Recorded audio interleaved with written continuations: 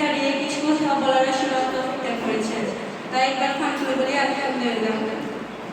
তার সাথে সাথে হযরতুল সালাম পেশ করে মহাকালের মহাশ্রেষ্ঠ মহামানব হযরত মুহাম্মদ মুস্তাফা সাল্লাল্লাহু আলাইহি ওয়াসাল্লামের রোজা মুবারক। আজকে নবদ্বীপ পাঠশালার এই উৎসব উপলক্ষে আমার সামনে উপস্থিত আছেন সম্মানিত নবদ্বীপ পাঠশালার সভাপতি সদস্যবৃন্দু, আরো উপস্থিত আছেন মেহমানবৃন্দু, উপস্থিত আমার প্রিয় ভাই ভাইরা, সবার অন্তরস্থল থেকে আন্তরিক সালাম গ্রহণ করুন। আসসালামু আলাইকুম ওয়া রাহমাতুল্লাহি ওয়া বারাকাতুহু।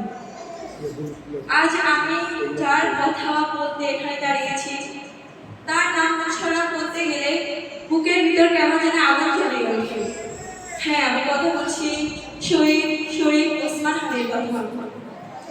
প্রিয় উপস্থিতিবৃন্দু, ইতিহাসে সবার নাম আসে না, সবার নাম সবার জীবনে গেঁথে থাকে না, সবার জীবন সব জায়গায় নাড়া দেয় না, কিন্তু তিনি এমন একজন ছিলেন যার নাম খুব অল্প সময়ে খুব সীমিত পরিসরে আমাদের মনে এমনভাবে লাগিয়ে দিয়ে গেছে যা আমরা চাইলেও কখনো বুঝতে পারব না।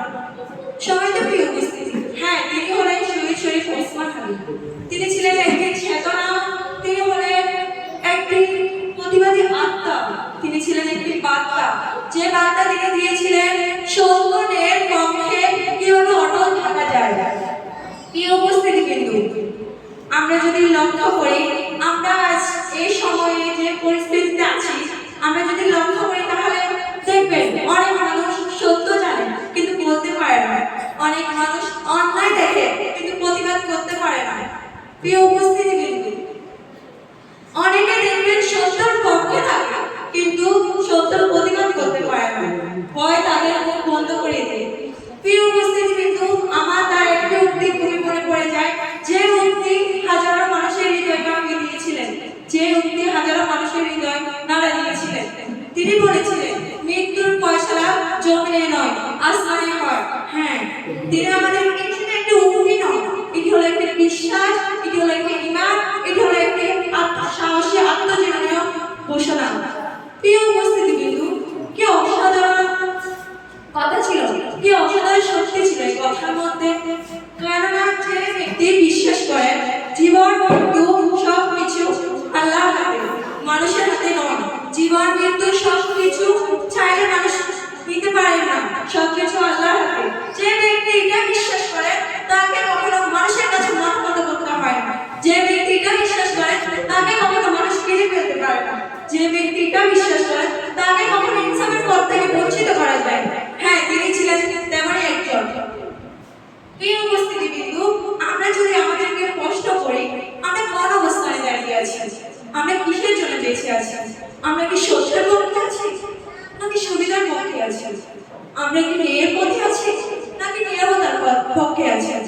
কেননা মনে রাখবেন, নীরবতা একটা অবস্থান, যে অবস্থান আমাদের আধিপত্যকে আরো রুখে দেওয়ার জন্য, আধিপত্যকে আরো আমাদের সাহস মিঠে বেলার জন্য কাজ করে। কারণ আমরা ভয় পাই না, কারণ আধিপত্যের কাছে ভয় হলো একটি বড় অস্ত্র। তিনি আমাদেরকে শিখিয়ে গেছেন জুলুমের সামনে চুপ থাকা মানে জালিমকে শক্তিশালী মনে করা। প্রিয় উপস্থিতিবৃন্দু, তিনি জানতেন একজন মানুষ মরলে দাফন হন, কিন্তু একজন শহীদ মরলে ইতিহাস তৈরি হন, আর তার চূড়ান্ত প্রমাণ তিনি নিজে। প্রিয় উপস্থিতিবৃন্দু, আমার ছোট বোনদের বাইরেকে একটা কথা বলবো, আমরা এ থেকে শিক্ষা গ্রহণ করবো কিভাবে সত্যকে সত্য বলা যায়, কিভাবে ন্যায়কে ন্যায় বলা যায়, কিভাবে ইনসাফের পথে অটল চলা যায়। আমরা সবাই পারবো না কি? আমরা সবাই পারবো না সত্যের পথে থাকতে? আমরা সবাই পারবো না ইনসাফের পথ ধরতে? আমরা পারবো, আমাদেরকে পারতে হবে।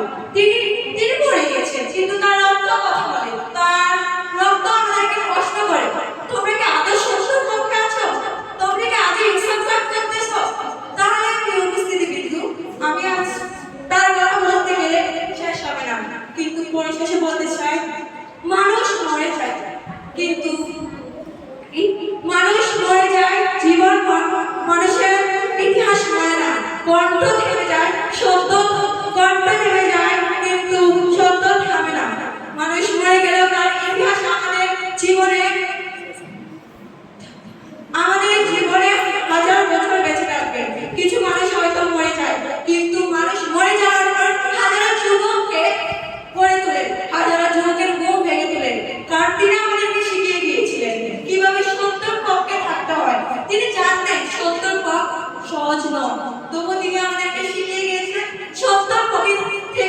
কথা বলতে হবে। প্রিয় উপস্থিতি বৃন্দ, আমরা যদি লক্ষ্য করি, আজ আমরা সত্য কথা জেনে সত্য বলতে পারি না, আমরা সত্য বলতে পারি না। আর আমাদের থেকে শিক্ষা গ্রহণ করবে আমাদের ছোট ভাই বোনেরা, আমাদের থেকে শিক্ষা গ্রহণ করবে আমরা একজন যুবক, আমরা একজন যুবকেরা যদি সত্যর পক্ষে যদি না থাকতে পারি, তাহলে আমাদের থেকে কি শিক্ষা গ্রহণ করবে? তাহলে আমরা কি হবো? তাই আমি বলবো আমাদের সকলের উচিত ওসমান হাদির এই প্রতীকগুলো ইনসাফ, ন্যায়, পরায়ণতা, সত্যনিষ্ঠা এগুলোকে আমাদের জীবনে অনুপ্রেরণা হিসাবে গ্রহণ করার জন্য আমি সর্বোপরি বলবো আল্লাহ যেন তাকে উত্তম জান্নাতুল ফেরদৌস মাগফিরাত করুক এবং আমাদেরকে যেন তার মতো সত্যকে সত্য বলা, মিথ্যাকে মিথ্যা বলা, সত্য একনিষ্ঠতাভাবে চলা এবং নেককে নেক বলা, সাহসীর সাথে পথ চলা, আমাদেরকে যেন তার মতো গড়ে তোলার তৌফিক দান করেন।